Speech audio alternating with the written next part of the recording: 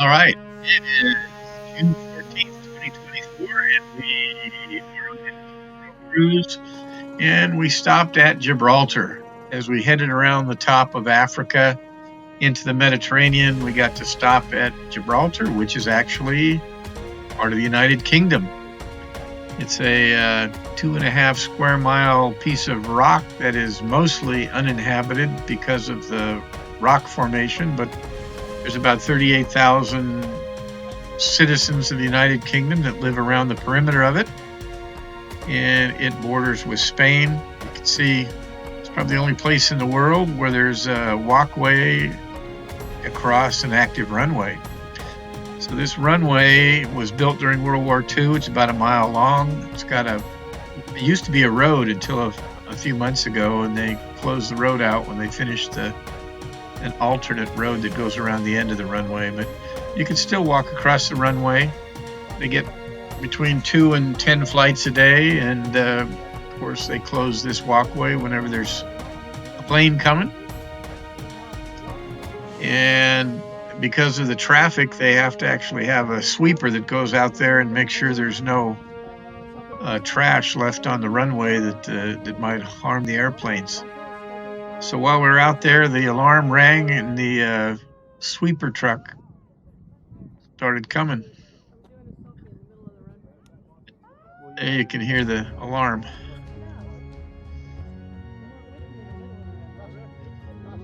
So this runway almost marks the border with Spain.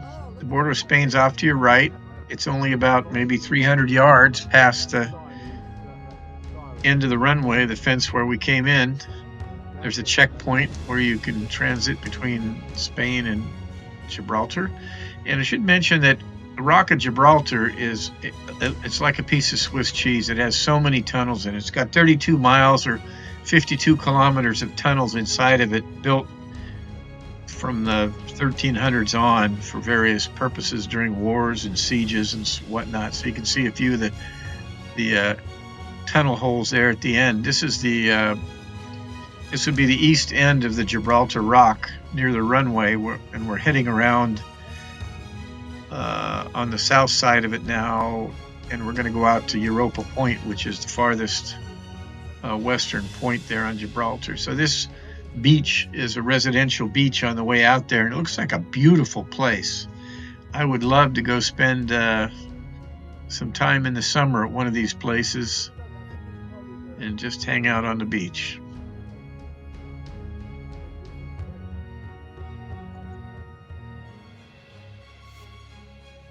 Again, we're heading west on the south side of the rock.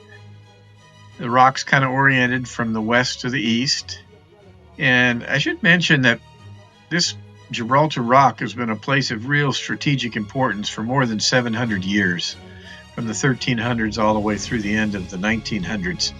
And as I mentioned, it does have 32 miles worth of tunnels in it. And this tunnel is for the roadway to get out to the extreme south part of the rock so you can drive around it. Now we're out at the end of the rock at sea level, and later on we'll be up on top of the rock at this point, also on the west side. So looking off in the distance, this is Europa Point, and it used to be a battery. You can see on the right-hand side there's Spain. That mountain comes down to the ocean as part of Spain. Then over on the left is Africa, and it's about 14 miles across. It's a little bit hazy now, but we got better pictures later on where you can actually see Africa and Spain at the same time. It's hard. That little small mountain you could see there, right? Let's see if I come back to it. No. Oh, there it is. That mountain there. That is a mountain in Africa. And this is the lighthouse at the very end of Europa Point. It's beautiful out there, cliffs down to the water. And originally the Moors had this land since before the 1300s, and then the Spaniards took it.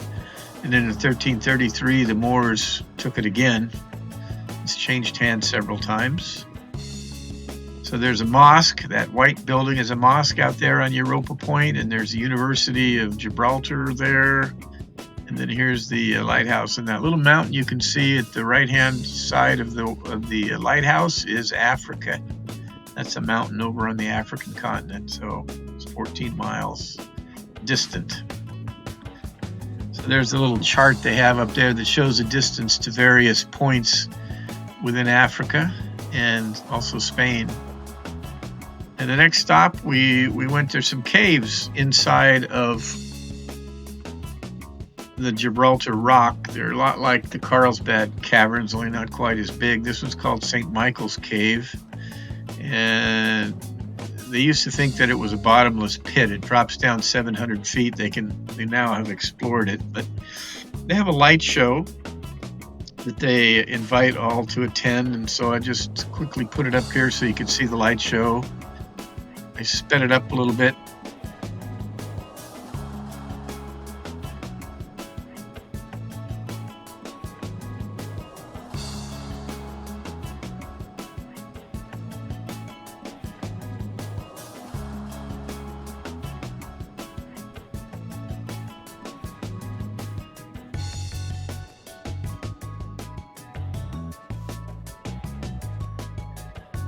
The highlight of the cave is an angel, and I've got a picture of the angel that was taken with a cell phone camera, so can't quite see it, but you can see the body of the angel in the middle. There's two wings on either side, and the head's up on top, slightly cut off.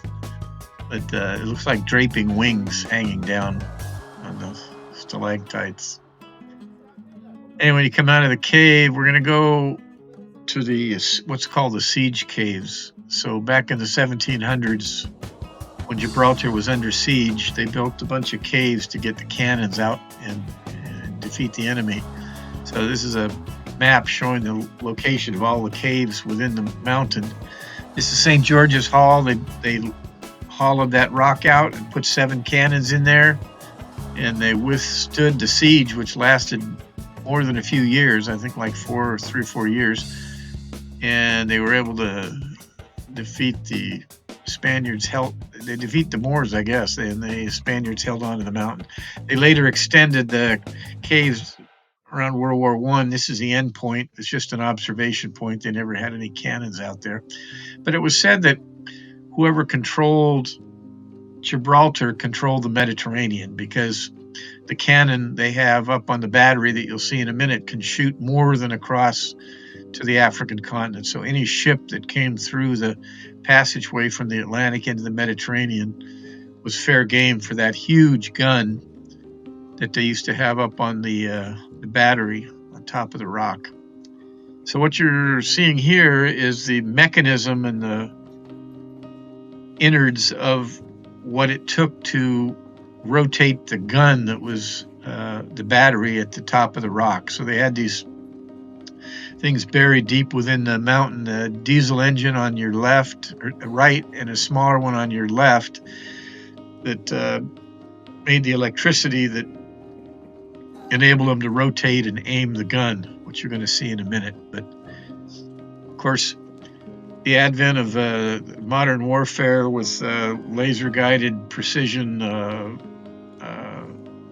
rockets and missiles makes this point strategically ineffective now. You could take it out in just a few minutes with some precision cruise missiles. But really, until this century, it was a strategic point, like for more than 700 years. This is the mechanism underneath the gun that was operated by all that electrical machinery. You can see where they stored the shells.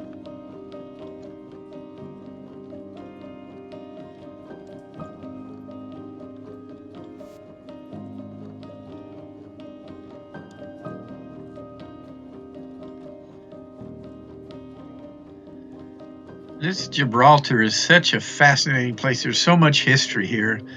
And at the beginning of our cruise, we didn't have any plans to get here. But when we couldn't go through the Suez and had to circumnavigate Africa, this became one of our stops. And we're really glad it did. It is a really interesting place if you have time to spend here. So this is looking off on the Mediterranean side of the Rock of Gibraltar. You can see the mountains off there on the left. That's part of Spain. It is, they told us, the fifth busiest transit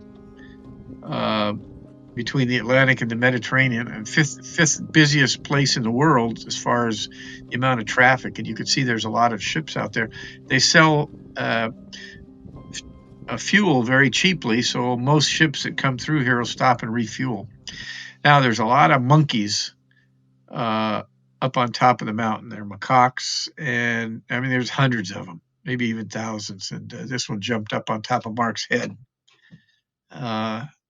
And this one's was taking a nap. But I got tons of pictures, but I only put 3 of them in here for monkeys. There's also a suspension bridge they took us to. I think it's named after the Queen or something, but there you can see the bridge. And that's the harbor in Spain. Serenade was off there. You could see it in the distance. The next stop was the World War II caves. They made a whole bunch more caves, tunnels during World War II for storage of munitions and harboring of troops and whatnot. And these are huge. You could drive big trucks through these. There's munition storage, troop storage, hospitals, all kinds of stuff in there. And our last stop was the Moor Castle, and it's survived since 1333. So it's a really old castle that the Moors rebuilt after they took back the point from the Spaniards. And there's an old cannon sitting out in the yard. It also has a very strategic location, can bombard pretty much. I mean, you can see Africa on the left out in the distance and Spain on the right. And we had a great time in our day in Gibraltar. And our next stop is Corfu, Greece. So stay tuned for that video.